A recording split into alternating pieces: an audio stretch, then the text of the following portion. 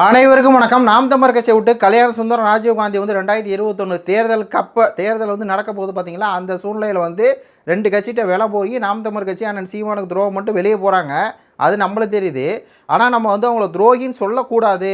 அவங்க துரோகி இல்லை, சீமான் தான் துரோகின்னு சொல்லி ஒரு கும்பல் வந்து தமிழ் தேசிய தரப்புலேருந்தே கட்டமைச்சிருந்துச்சு பார்த்தீங்களா.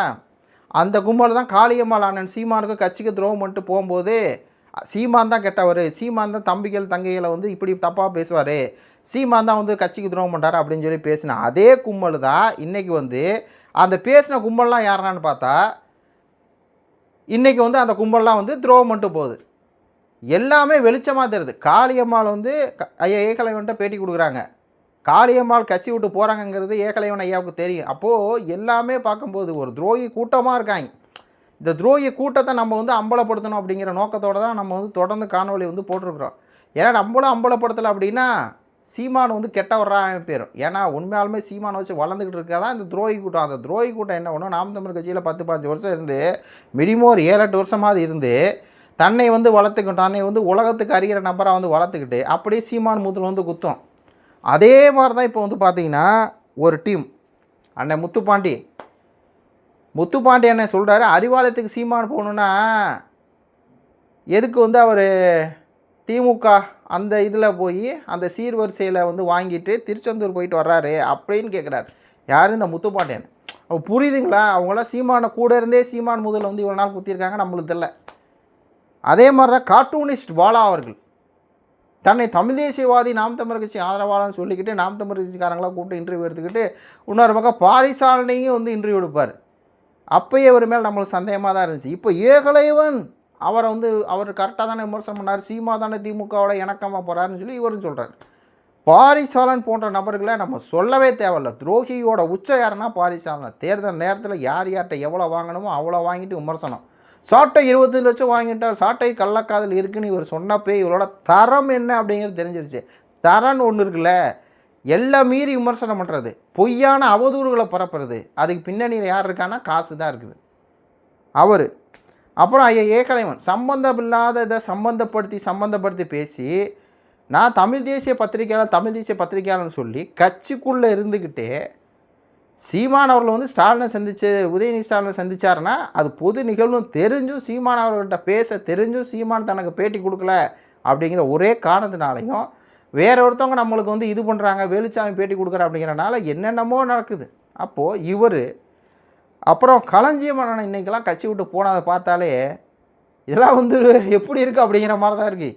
இவருக்கு அண்ணன் சீமான் மேலே எந்த விதமான ஒரு குற்றச்சாட்டு இல்லைங்க களஞ்சியத்துக்கு. ஆனால் அவருக்கு என்ன குற்றச்சாட்டுன்னா, நாம் தமிழ் கட்சிக்காரங்க சீமான் அண்ணெல்லாம் என்ன பண்ணுறாங்கன்னா லோயலா மணியை வந்து விமர்சனம் பண்ணுறாங்க. அது வந்து எப்படி விமர்சனம் பண்ண, லோயலா மணி ஒரு நல்லவர், புனிதர், வல்லவர், அந்த புனிதர் நல்லவர் வல்லவரை எப்படி உங்கள் கட்சிக்காரங்க நாம் தமிழ் கட்சிக்காரங்க எப்படி விமர்சனம், அது எனக்கு வந்து பிடிக்கலன்ட்டு வெளியே போகிறாங்க. இதுதான் இந்த விஷயங்களை பார்க்கும்போது நம்மளுக்கு எப்படி இருக்குது அப்படின்னா அப்படி தான் இருக்குது. அதுக்கப்புறம் உடனே தமிழான்னு சொல்லிட்டு பேரை வச்சுக்கிட்டு சீமான் பேசிக்க நல்லா வளர்ந்துக்கிட்டு கடைசியில் வந்து அதிமுக பேரோவில் போய் சேர்ந்து நல்லா வந்து அமௌண்ட்டு எல்லாம் வாங்கி அவர் எங்கள் அம்மா டீச்சரு, எங்கள் அப்பா டீச்சரு, நாங்கள் ஹெட் மாஸ்டர், செட்டில்டு வீடு இருக்கு எல்லாம் பேசுவார். அப்புறம் எதுக்காக உண்மை நேர்மை இல்லாமல் எதுக்காக வந்து அந்த அதிமுக கட்சிக்கு போய் சேர்றீங்க? அந்த கிஷோர் கேசாமி எப்படிப்பட்ட நபர் அப்படின்னு சொல்லி தெரியும். தமிழர்களுக்கு எதிரான நபர் தான் கிஷோர் கேசாமி. இன்றைக்கி முருகன் தமிழ் கடவுள்னு சொல்லி எல்லாம் சொல்கிறான். பிரியகுமார் சொல்கிறீங்கள, ஆனால் கிஷோர் கேசாமி என்ன சொல்லிட்டு உட்காந்துருக்காப்புல. அப்படிப்பட்ட நபரோட உங்களுக்கு என்னையா சவகாசம்? அப்படிப்பட்ட நபரோட சவகாசம் வச்சுக்கோங்க, பேசுங்க வேணாங்களே. அதுக்காக வந்து அவங்கள நம்ம வந்து வெறுக்கணும் அவசியம் இல்லை. ஆனால் கொள்கையை நம்மளுக்கு பிடிக்கல அப்படின்னா அவங்க கூட எப்படி உட்காந்து சீமானை நீங்கள் எடுத்துருப்பீங்க அவளோட சேர்ந்துட்டு. அப்போது இந்த மாதிரியான ஒரு ஆட்கள் துரோகிகளோட உச்சம். இந்த துரோகியெல்லாம் நம்ம வந்து தோல் உடிச்சுக்கிட்டு தான் இருக்கணும். அப்போது நீங்கள் ஒரு விஷயத்தை நல்லா கவனிங்க. சீமான் அவர்கள் வந்து எந்த இடத்துலையுமே வந்து பார்த்திங்கன்னா சோரம் போக மாட்டார். எந்த இடத்துலையுமே திமுகட்டை விளை போக மாட்டார், அதிமுகட்டை பாஜகட்டை யார்ட்டையும் விளை போக மாட்டார். அவர் நினச்சிருந்தா 2000 7,000 கோடிங்க அதிமுகட்டை வாங்கிட்டு 40 சீட் வாங்கிட்டு அதிமுக கூட்டணி போயிருக்கலாம். எடுங்க 7,000 கோடி கூட இவங்க சொன்னால் நம்ப மாட்டாங்க.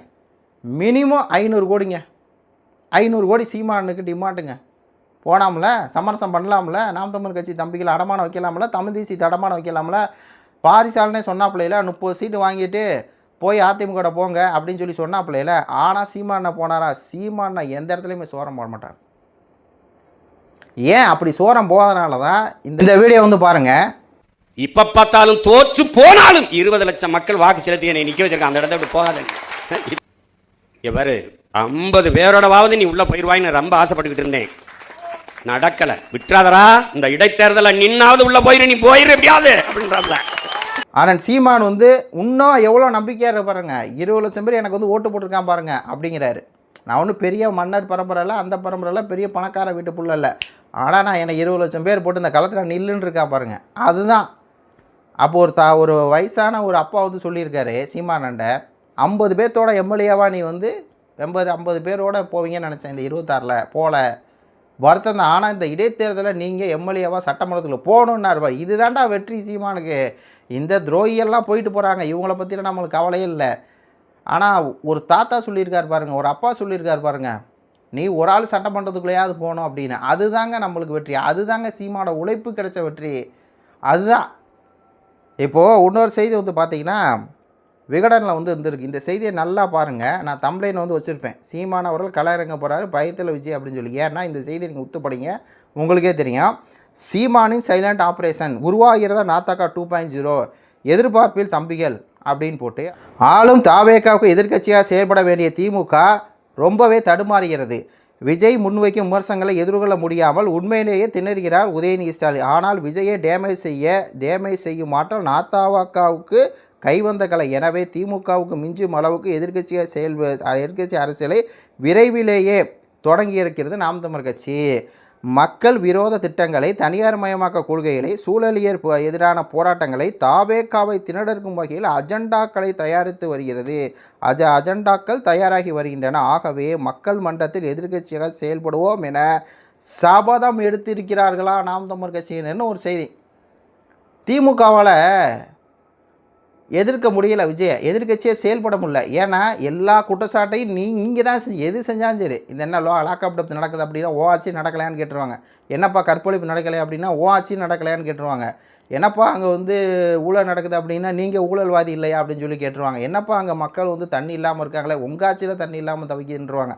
ஏன்னா அதனால் எதிர்க்கட்சியாக செயல்பட முடியாத இருக்குது இந்த திமுக. ஆனால் நாம் தமிழர் கட்சி எதிர்க்கட்சியே செயல்பட போகுது.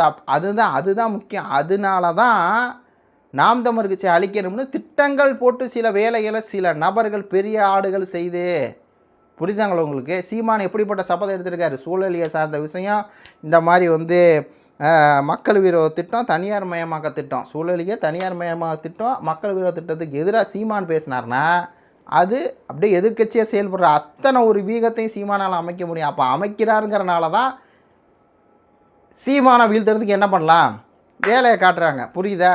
நேராக போய் தாவேக்கால சேர்றாங்கன்னா யோசிச்சு பாருங்கள் மக்களே, யோசிச்சு பாருங்கள். நாம் தமிழர் கட்சிக்காரங்களே யோசிச்சு பாருங்கள். எல்லாமே பாருங்கள், இதான் நடக்குது. சீமானை வீழ்த்தினா அவங்களுக்கு அதான் நோக்கம். ஆனால் நம்ம இருக்கோம், நம்ம அந்த சீமானை சொன்ன 20 லட்சம் பேர் இன்னும் நிப்பாட்டியிருக்கான் பாருங்கள், எந்த காசு எதுவுமே கொடுக்காம. அதுதான் மேட்ரு இந்த இடைத்தேர்தலில். ஆனால் சீமானு சொன்ன மாதிரி, அந்த பெரியவர் சொன்ன மாதிரி சாதிச்சு காட்டுவோம். சீமானை எம்எல்ஏ ஆக்கி காட்டுவோம். கருத்துக்களை சொல்லுங்கள். நன்றி, வணக்கம்.